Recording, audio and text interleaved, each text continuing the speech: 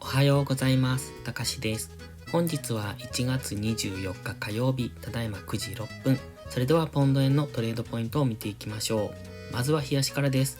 昨日も強めに陽線連続という感じで、ここのところずっと陽線が連続して上昇してきております。かなり強い上昇をしているのですが、そろそろ一旦の節目に来ている様子です。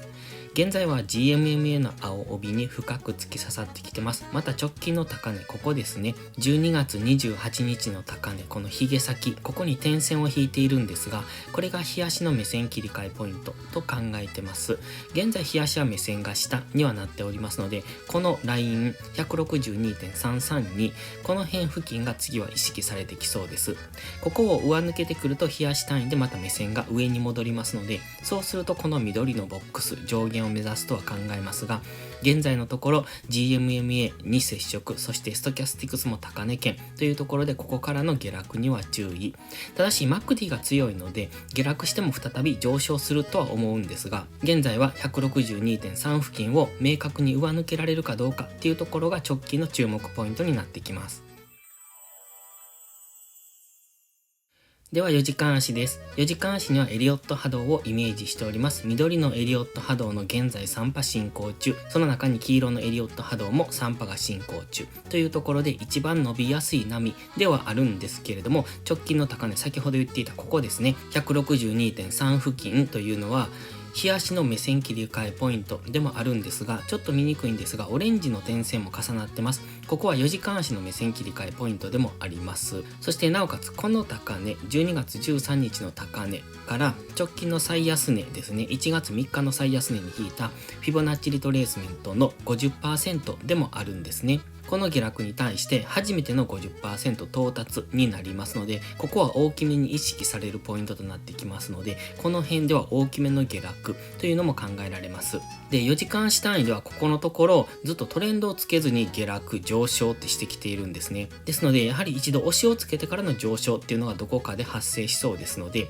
このままじりじりと上昇するっていうよりは一度下落、そして GMMA で押しをつけてからの上昇になってきてくれると大きな上昇になると思いますが、今の状態で上昇が続くと、もしかしたらどこかで大きめの下落っていうのを挟む可能性が高くなってきますので、その辺には注意ですね。基本的には今のところずっと強く上昇してきております。先週末から強めに上昇してきているので、下がったところは買うという押し目買いでいいとは思いますが、ただ一旦の節目が近くなってきてますので、ここから大きめの下落に一度入る可能性も高くなってきますので、その辺は注意です。では1時間足です。1時間足には黄色のラインを引いてますが、これ先細りの三角形なのがわかりますね。この上昇もそろそろ上限なのかなという感じがします。先ほど言ってましたオレンジの点線、そして日足の目線切り替えポイントっていうのがここですね。162.3 付近なので、現在地からもう少し上昇する余地があるんですけれども、この先細りの三角形っていうのは、ここからの下落になる可能性が高くなってますので、もちろんここを上抜けてどんどん上昇するっ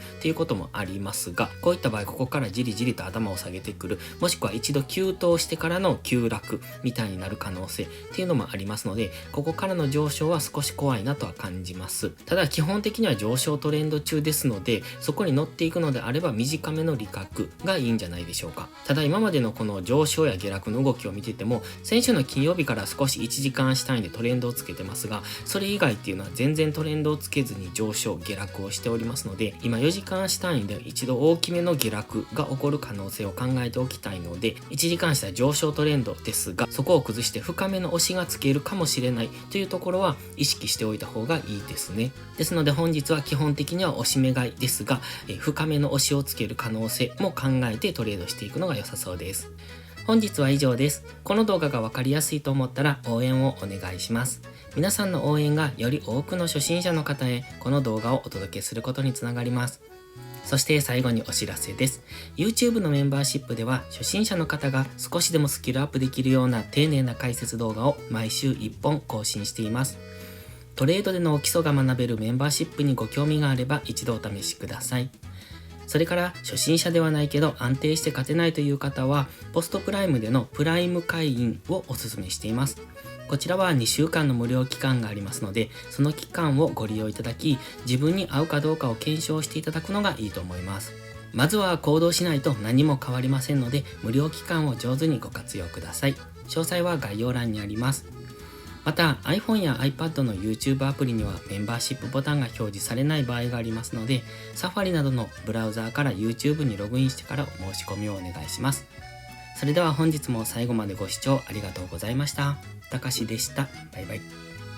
インジケーターの使い方解説ブログを書きました。GMMA、Stochastics、MACD の使い方について詳しく書いてます。まずは一度目を通してみてください。きっとスキルアップのお役に立てると思います。インジケーターは何気なく表示させるのではなく、理解して使いこなすことが大切です。また、インジケーターを使ったエントリー手法のテキスト販売を始めました。こちらは初心者から中級者向けですが、初心者の方向けの初級編もご用意しています。勝つための聖杯なんてありません。だからこそ地味にコツコツとスキルを積み上げていくものです。このテキストはそんな方のお力になれると信じています。せっかく FX を始めたのですから、明るい未来を夢見て頑張りましょう。